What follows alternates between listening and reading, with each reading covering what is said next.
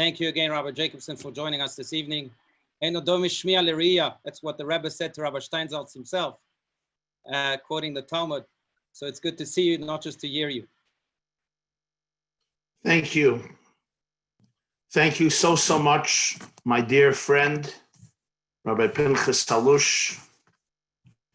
I know how close you were to Rabbi Adin, Zichrono Livracha. What an extraordinary student and disciple you have been.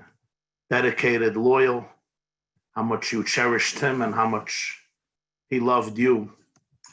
I also want to publicly thank Rabbi Pinchas Halush for giving me the privilege to be able to address such a powerful evening dedicated to one of the great luminaries of our generation. I also owe Rabbi Pinchas Halush a personal debt of gratitude. I want you to know that I think almost every single time that Rabbi Adin Steinsaltz Even-Israel was making a trip from the Holy Land to the United States of America, Rabbi Pinchas Halush would notify me and ask me if I would like to meet Rabbi Steinsaltz, if I would like to have a few minutes with him, attend some of the events that he would be addressing. And I'm very grateful to you for the unique opportunities and gifts that you have given me during those extraordinary visits to be together with this great mind and soul and heart in our generation.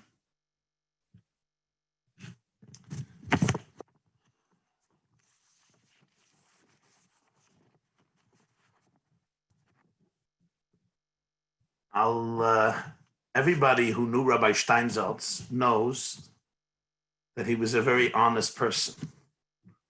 He loathed what we call in Talmudic language, chanifa, flattery. He did not flatter people. He did not flatter audiences. And the more important and distinguished, affluent and wealthy you thought you were, the less he would flatter you. Generally, the custom in America, I don't have to tell you, Rabbi Halush, is people live on flattery. The Pasuk says in Chavakok, Tzadik be'emunasa yichya, Tzadikim live with emunah, but in some places people live with flattery. That's what their oxygen. They flatter others and they want others to flatter them. That's just the way it is. Shmar li ve'eshmar lach. I scratch your back and you'll scratch my back. Rabbi Steinsaltz was allergic to flattery. He did not accept it, nor did he give it. It was sometimes astounding to see. He was invited to speak for very prominent and distinguished audiences. The master of ceremonies, who took himself very, very seriously, would give this long, elaborate introduction and was certainly waiting for a nice glet, as you would say, a nice verbal caress from this great scholar. But usually what came was the exact opposite. He was extremely, extremely sharp. His words could be scathing, penetrating, cut straight to the core. And frankly, sometimes people even felt insulted and denigrated. And I remember somebody once shared with me a number of years ago. He says, I'm being very frank with you this evening because Rabbi Steinsaltz was a very open and honest person. Somebody tells me, I went to see Rabbi Adin Steinsaltz. Such arrogance, how he spoke. He diminished the crowd and scorned and had this humor so dismissive. And I told this person, you don't know him. You don't know him. He's actually one of the most humble people you'll ever meet. The guy looked at me like I was crazy. Let me tell you what he said. I said, you don't know him. He challenges people. He wants to stimulate you. He wants to trigger your imagination. And he wants to make you think. He wants to make you grow. He wants to shake you up. He wants to take you out of the status quo. But he's really very extremely humble, extremely unassuming person.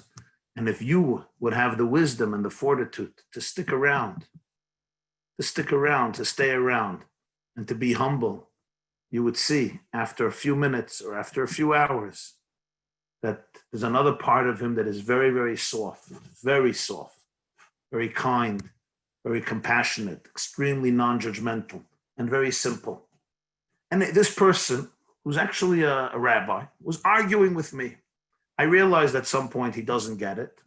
So I was quiet. How much am I going to argue about it? Was there really a point? We're going to argue if somebody's humble or arrogant. I made my point. He made his point. A little while later, and I have to say this was so satisfactory for me because it was just validating. A little while later, I'm reading a new volume of letters that were published, letters by the Lubavitcher Rebbe, 1970. And I'm reading a letter written on the 22nd day of Shvat, 1970, Tovshin Lamed, 5730, to the President of Israel. The President of Israel's name was Shneir Zalman Shazar.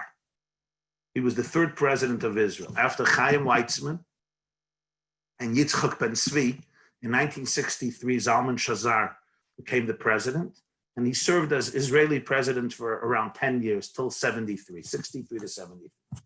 Shneir Zalman Shazar was named after the Baal HaTanya, the Alter Rebbe, Shneir Zalman, because his family came from Chabad Chassid. Rabbi Steinsaltz used to have a weekly class that Shazar, the president of Israel, hosted in his home for top Israeli intellectuals.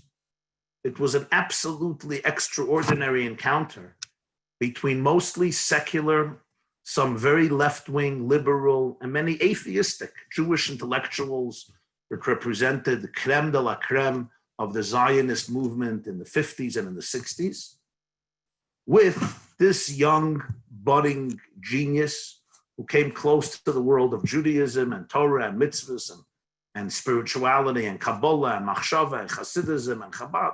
And he would teach them every week with the president of Israel there. And the class went for an hour and a half, and then it was like an hour of questions, conversations. When the Lubavitcher Rebbe commemorated the 20th yahrzeit of his father-in-law, 1970, Shazar, the president of Israel, sent young Rabbi Steinsaltz as his personal emissary to give greetings to the Lubavitcher Rebbe for the 20th year of the yahrzeit of his father-in-law and 20 years of his leadership. And that's when Rabbi Adin came the first time to Brooklyn to visit the Lubavitcher Rebbe. A few days later, the Rebbe writes a letter to Shazar. And it's such an incredible letter. I don't know, Rabbi Pinchas, if you ever saw this letter. I'm going to read it to you in English translation. It's written in Hebrew, obviously, but I'm writing my own English translation because I happen to know quite well the works of the Lubavitcher Rebbe. And I can assure you, and I say this with responsibility and authority, that the Rebbe should write this about somebody is not just rare and unique, but exceptionally rare and unique, completely out of his character, not the Rebbe's style. It was just not the way he wrote, but this is what he writes to Shazar. President of Israel, Lubavitcher Rebbe to the President of Israel. I have to give you a special warm thanks for the delight and the pleasure and the nachas and the respect that you conferred upon me by sending your messenger, your personal shliach, and your personal representative, Rabbi Dr. Rabbi Mar, which means the Honorable Rabbi Adin Steinsaltz. That's number one. In addition to the opportunity that it gave me to at last get to know him from close, because they had an exchange of letters for many years, already since the 50s, but this is 70, but this is the first time I got to know him close. And he writes, the Rebbe writes, and this I'm going to quote in Hebrew, Umatsasi boy milas harbe yoiser, me'asher kos amruli v'kosvuli v'tiar oiser lefana. For many years, people have told me about his virtues. People have written to me about his virtues. People have described to me his virtues, including President Shazar. But what I found in him were virtues that surpass far beyond what was told to me, what was written to me, and what was described to me. It is my fervent hope that Rabbi Adin will utilize these resources, these talents, these virtues he has to the maximum ability. And it is my fervent hope that his humility will assist him in maximizing his potential. I hope that his humility will not be too deep and too intense, because it seems like that his humility is actually what obstructed him from actualizing his potentials as much as he can. He is such a humble person, and it has become a barrier for him to truly maximize his potentials and flex his muscles. So I hope that his humility will actually help him maximize his potentials rather than obstruct them as it has done, as his humility has done till now. Now I know, he writes to the President of Israel, it's difficult to find the middle road between the two extremes. One extreme is humility, where you completely see yourself as so humble and so low. And the other extreme where you throw away your humility and then, you could become arrogant. He says, especially humility, the Rambam explains that you have to go to the other extreme of arrogance. Nonetheless, it is vital that a human being, especially somebody like him, who has such a power for influence, to be able to find the right balance between extreme humility that drains you from really understanding who you are and what you can accomplish, and their other extreme arrogance. Now, this is a startling letter if you knew Rabbi Adin Steinsaltz, because the truth is that his humility, the Lubavitcher Rebbe testified to this, and I knew I was vindicated in that argument because I saw it. I always saw it. People didn't always see it. I saw it. He had a humility that was unbelievably profound. But you had to see it. You had to notice it. And he can be so scathing because he was really so humble and very unassuming. In fact, I would say, I asked him once, do you get jealous of people? People persecuted him. People made fun of him. People mocked him. There were certain groups who denigrated him, who put him down, who made him tsaros. And I asked him, are you bitter? For example, he's the first one to translate the whole Talmud into Hebrew and then into English. The first one. Afterwards, many copied him. And an extraordinary spreading of Torah happened as a result. But he was the one who started the revolution. Did somebody give him credit? It's not fair. Even if you don't agree with everything, but give the man credit. Credit is due where credit is due. Pay tribute to his greatness, pay tribute to his vision. Many did not. And I'm not going to elaborate on it now, but I spoke to him about it. I asked him, does it eat you up? Do you get angry? What do you do with your ego? I asked him these questions. He answered them very, very honestly, very vulnerably. And I saw that he doesn't operate on that level. He really operates on a very humble level. I would say that he lived up, at least in many ways, to this letter that the Rebbe wrote to the President of Israel about him. The Rebbe felt he shouldn't write this to Rabbi Adin, he should write this to the President of Israel who may be able to influence it, where his humility ultimately became a springboard for extraordinary work and extraordinary growth and extraordinary ambition. Because I believe what he did, and maybe this is what the Rebbe was saying, was realizing that you're so humble, realizing that you're just a conduit for God, then even the sky is not the limit because you're an ambassador of infinity. And that's what he meant. Humility can ultimately help you become much greater than you would ever become without humility, because you take your ego out of the picture, you take yourself out of the picture, and you just become an ambassador of truth, an ambassador of wisdom, an ambassador of light, an ambassador of hope, an ambassador of knowledge, an ambassador of Torah, and an ambassador of emes. And that's what this human being became. He harnessed his talents, his resources, his genius, his creativity, and his unique perspective on life. And the humility was something that pervaded it all. It was a privilege to see for many years and something to deeply learn from. I once visited Rabbi Adin in Yerushalayim. I sought an appointment and he told me to come to his home for Seudah Shlishis, for the third meal of Shabbos after Mincha. And he went to his legendary garden in the, where was it, Moshava Germanit, right? The German colony, where did he live? The German colony. And he took me out to the yard in the back over there.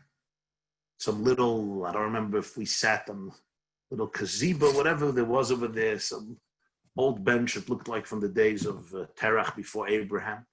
It was quaint, it was a little surreal, and the sun was setting over the horizon of Jerusalem. We had quite an intimate conversation. I really was consulting him about my own work and my own career and my own travels and my own lectures and my own writing.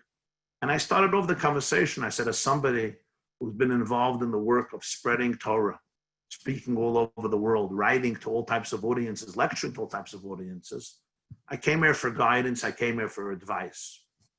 We spent a very long time together. He shared a lot with me, and then I stayed Mitzvah Shabbos and we continued to speak. And a lot of it was very personal, and a lot of it was sharp, and a lot of it was scathing, and a lot of it was penetrating. But I want to share with you one line he shared with me. He told me, he said, I'm going to suggest something to you. He says, you're going to speak, you're going to write. Try to do something. He says, you know how in the beginning of every book they have blurbs? You know, this one says great things about you, this rabbi, this doctor, this psychologist, this professor, this politician, this essayist, this world personality, this Nobel Prize winner.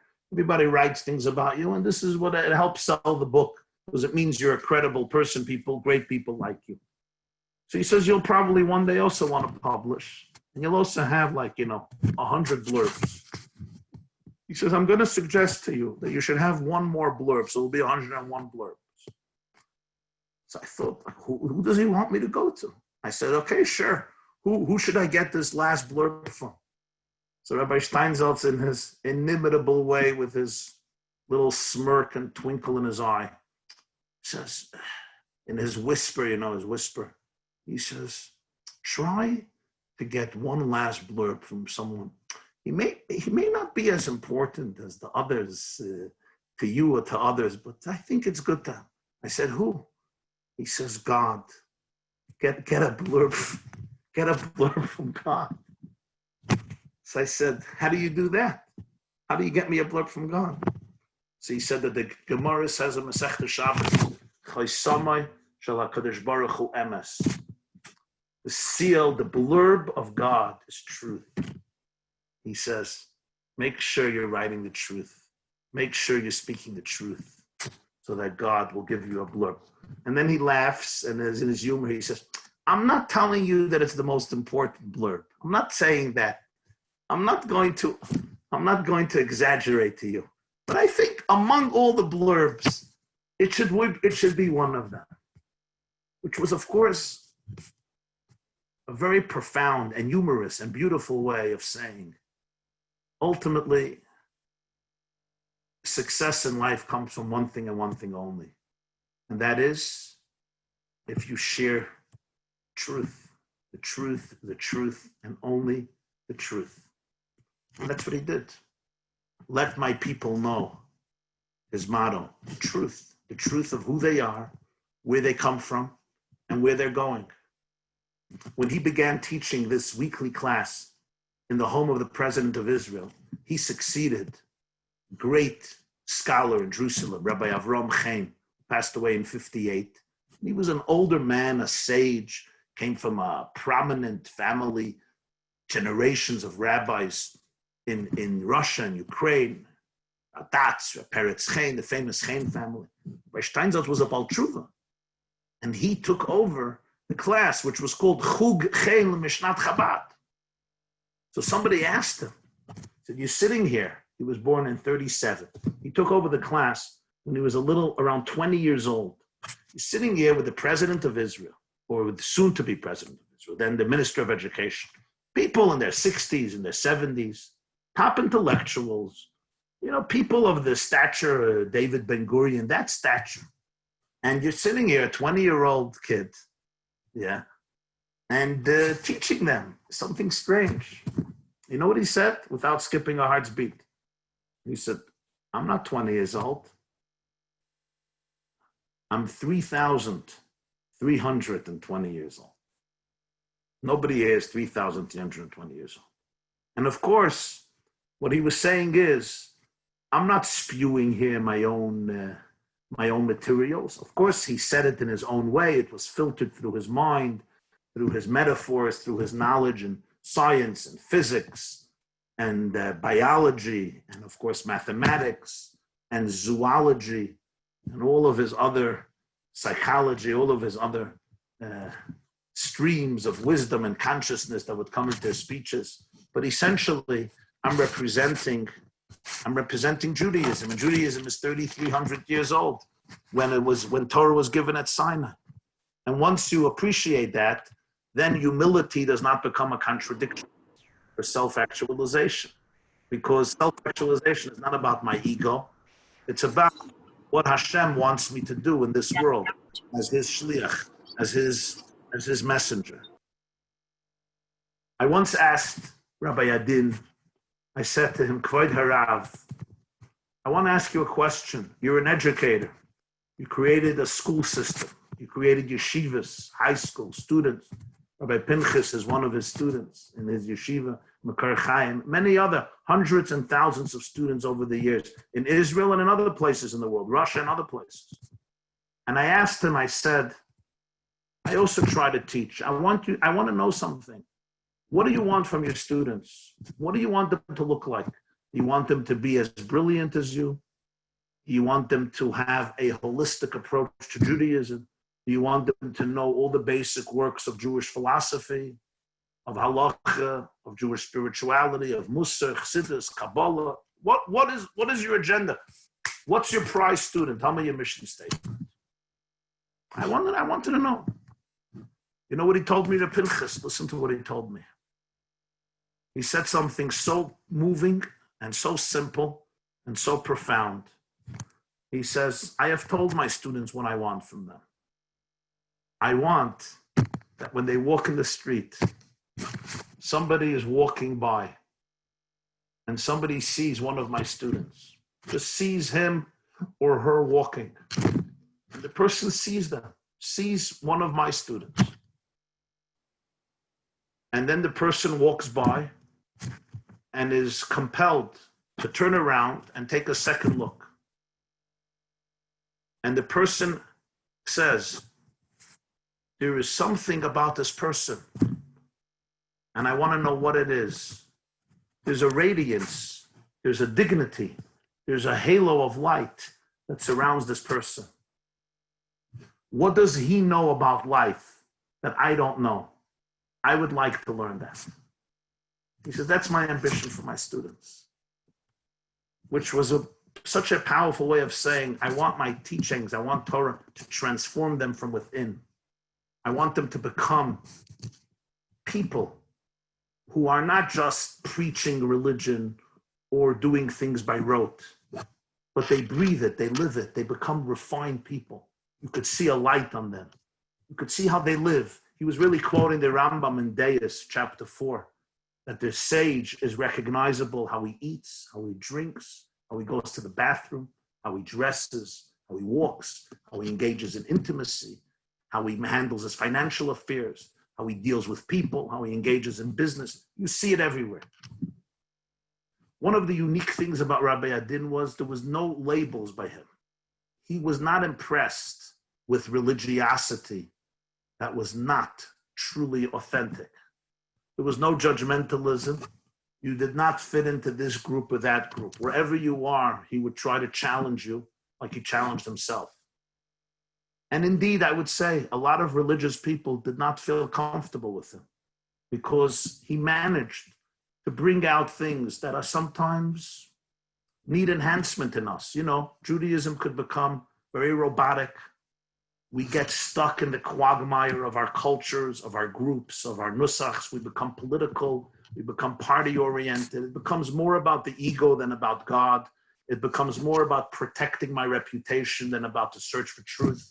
It becomes more about maintaining the status quo and not challenging or making waves more than a battle for transcendence. And I'll forever be thankful to him for always managing to point that out. He once spoke at a very, very large shul. I would say one of the most affluent synagogues in New York, what you would call a modern Orthodox shul. And he gets up, and there was great anticipation for the sermon. There were maybe 1,500 people sitting in the auditorium in Manhattan, Shabbos morning. He gets up, and classic Rabbi Steinsaltz, classic. You know what he tells them? I'm still laughing. He looks at them, 1,500 people. He says, you know what this place reminds me of? Only he can get away with this. Only he can get away. I don't think you guys should practice this in the house. He says, this reminds me of an Episcopalian church. He's a visiting scholar in residence. You know, usually you get up, you flatter the rabbi for 10 minutes, then you flatter the president for 10 minutes, and then you flatter the other wealthy people who are sponsoring the Shabbaton for 10 minutes, and then you say a little some cipher, and you say a good story, and you get down, and that's it. Then you go to the Kiddush, right? I know I'm in this business.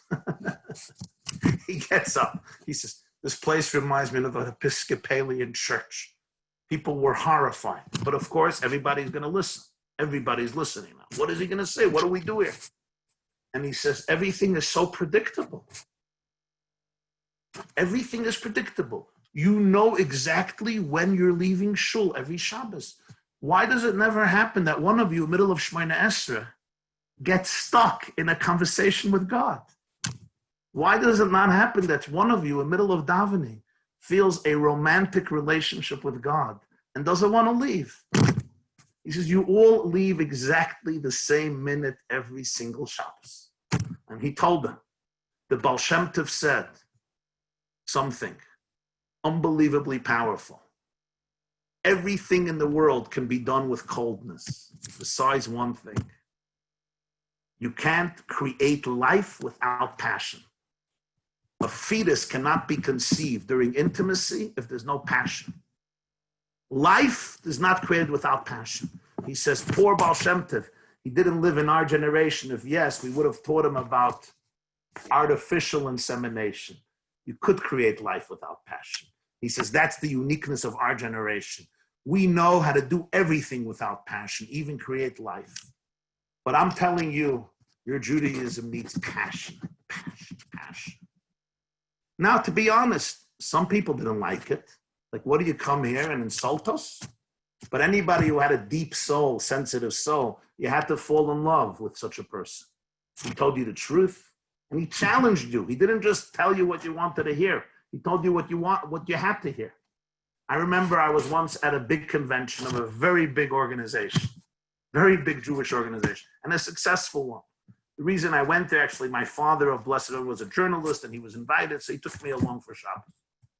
And Rabbi Steinsaltz gets up, and he says, I'm going to speak now about Aleinu l'shabeach ladoin hakol, the prayer where everybody runs out of shul, and you never think about it. And he says, we talk about how Aleinu l'shabeach, we're not like the nations of the world. They bow down to all of these type of feudal and pagan gods, but we have the courage, the dignity to be able to worship the real God. And he says, I want to give you a little illustration. And the illustration is, there was once, he says, a little shtetl in Poland. It's Shabbos morning, and a father is going with his son to shul. And they're walking to shul. And on the way to shul, they're going through this little narrow path. He says, the father is a small, poor Jew, you know, a wood chopper with his 9-year-old boy. And they're holding his hands, walking to shul. And the boy's making trouble. You know, it's Poland, the shtetl. He says, Tati, I don't want to go to shul. I don't want to daven. I don't want to learn. I'm not interested. 9-year-old kid. In the middle, Rabbi Steinsaltz says, in his descriptive style, a coach comes down the road. And who's in it? The poritz. the overlord, the one who owns the whole city, rich, powerful, big, muscular. He says there's 16 white horses pulling the coach. It's an aristocratic royal coach. The overlord, the Paritz, is sitting inside with his servants. He said, the Jew is tiny, frail, small, weak. The Paritz is huge, big. As he put it, with his pinky, he can take the Jew and rub him into little crumbs. That's what he could do with his pinky. And the Jew is walking on the side. He doesn't want it to be noticed because who knows what this anti-Semite might do if he sees a Jew and he's in a bad mood. And he says, the father turns to the little boy and he says, you know, if you don't start behaving, you know what's going to happen to you? And the boy says, what's going to happen to me? And the father says, you're going to grow up to be like him. And he points to the Paritz. You're going to grow up to be like him. And for a Jewish boy, that was the greatest insult you can give. That you're going to grow up to be like this powerful person. He said, because they had an inner pride, an inner dignity that was unshakable and was not dependent on circumstances. A certain extraordinary teaching I heard from him was his translation to one word in Genesis. The snake was sly or smart or shrewd, but Rabbi Adin said the translation is the snake was sophisticated. Sophisticated. He said, what's sophistication? Sophistication stops speaking about absolutes and everything is in context. So there's no good and there's no bad. God told you not to eat from the tree? Of course. He's insecure. He's afraid of competition. He was never nurtured by parents. He's suffering from a lack of self-esteem.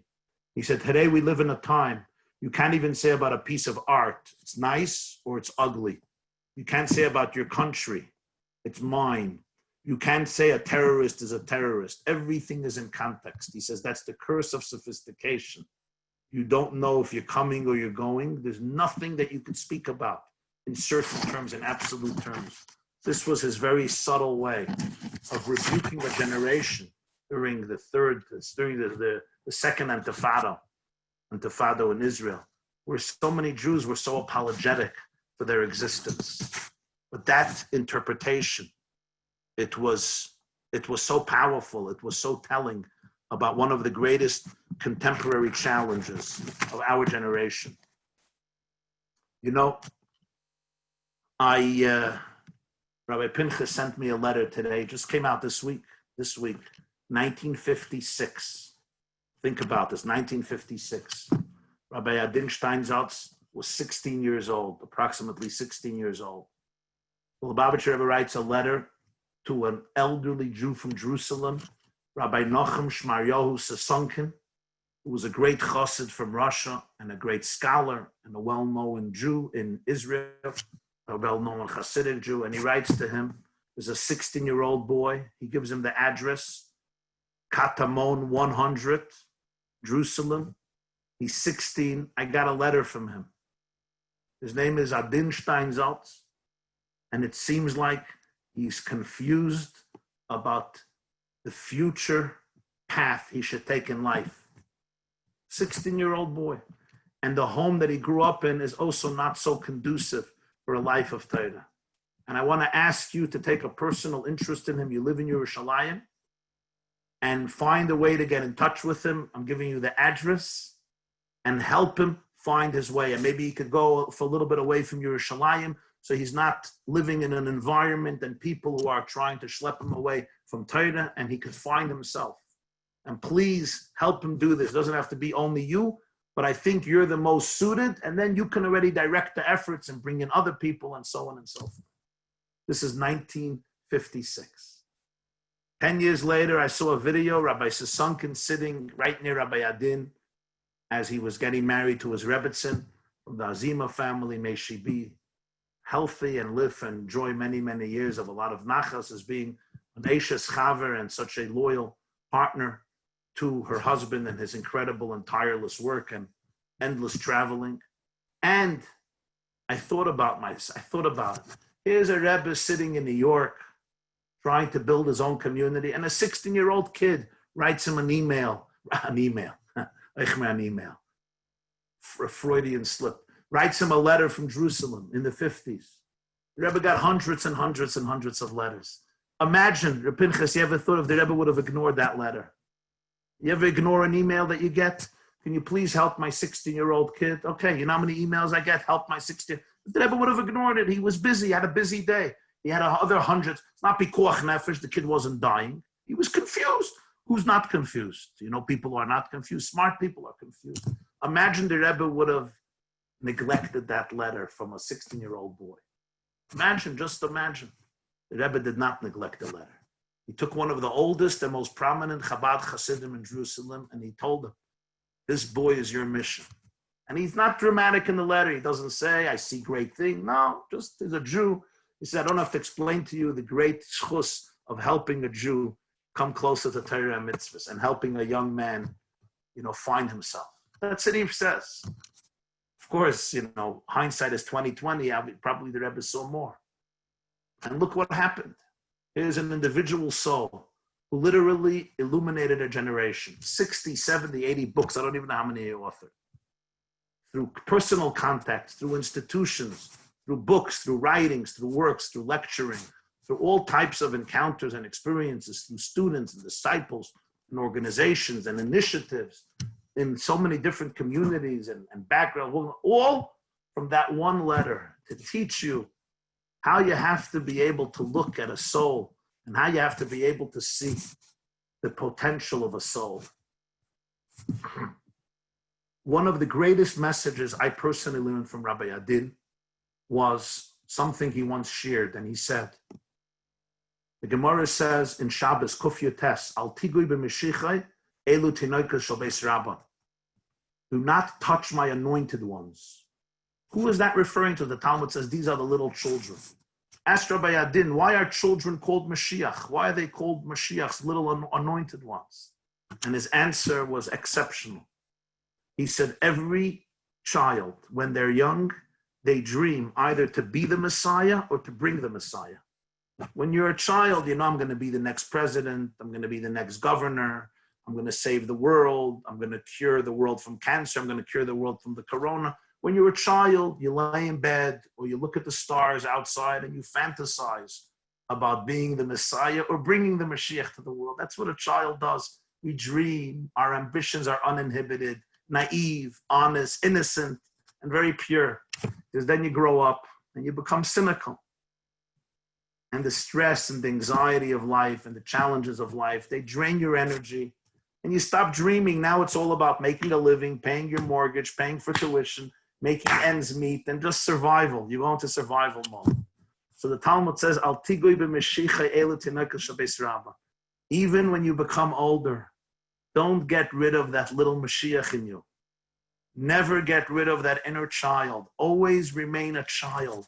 Have the twinkle of the eye of the child, the innocence, the curiosity, and most importantly, the ambition, the trust that you can change the world. Never allow your inner Mashiach to die.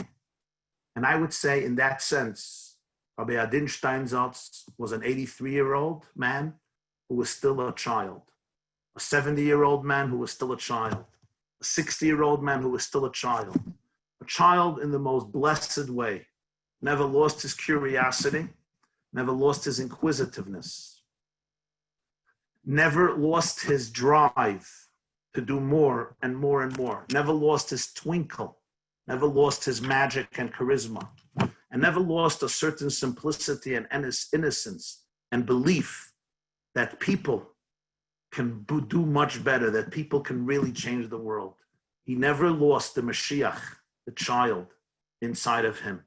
And it was a gift he gave so many who came in contact with him and had the privilege of learning from him, of talking to him, of reading him, and of being inspired by him. This was an exceptional contribution that he made. And whoever knew him knew he could be very cynical. He was not a naive person. He saw through the layers. He knew immediately when there's dishonesty, when there's corruption. And yet, despite all of that, despite him not being a naive person, it was still a purity that he held on to, a faith that he held on to. And it was something so refreshing to see, because usually people who see through things become so cynical, and they're exhausted, and they show you that they're cynical. They stop believing in anybody and anything. He did not sell, he would not let anybody sell him a Brooklyn Bridge or a Verrazano Bridge or a GW Bridge or Kvish Mispar Echad or Kvish Mispar Sheish. You couldn't sell him a Lokschenkugel at all. But nonetheless, there was something deeper that he not only believed in, but he completely invested his life towards. And in that process, transformed hundreds of thousands and touched millions and millions of people. In conclusion, I will just say this. Rabbi Steinsaltz once said, what's the difference between a frog and an elephant? And in his own inimitable way, he answered, God gave a frog a mechanism to inflate itself. When the prey comes and the frog is in danger, so the frog inflates itself so that it gives an impression that it's, macho, don't start up with me. He says, God never gave that gift to an elephant. An elephant can't inflate itself. And he said, because an elephant doesn't have to inflate itself because it's big. A frog has to inflate itself because it's a frog. It's a little frog.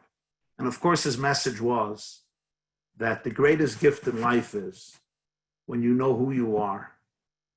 And when you're truly big, you don't have to inflate yourself because it just comes out. It's who you are. When you're not, then you live in a very external and shallow world, seeking validation, seeking approval of people. Well, in that sense, I would say Rabbi Adin Steinsaltz was truly a great person. And his greatness was deep, very deep. It was very deep inside. You didn't always see it, but you had to, if you would stay around, you saw there was greatness there. And it emerged in very powerful ways. And it emerged in a life that was ultimately characterized by endless dedication. And as I heard from him once, I asked him at a private conversation once, Rabbi Pinchas arranged it, I think it was in Manhattan. Rabbi Jacobson, if I may just ask you, I'm so sorry. Manny has to go to the comments to the Gilo Matzeh. Okay. So we'll wrap. Go ahead. Wrap. I'll done. We'll do another time. Everything should. Thank you. We can hear you on and on and on. We wish we could, but the family's waiting. No problem. Thank you. Thank you for the opportunity, and may we continue to. May we continue not only his legacy, but may we continue and have the privilege and the merit to be able to embody his vision and to be able to continue the extraordinary work that he dedicated his entire life to really inspire the Jewish world and to inspire the whole world. Thank you. Thank you so much, Rabbi Jacobson. And as you spoke, I have to tell you, I saw a part of him in you. And Mitzvah Hashem, you should continue to illuminate our world with his light and yours joined together. Thank you so much. Thank you. Thank you.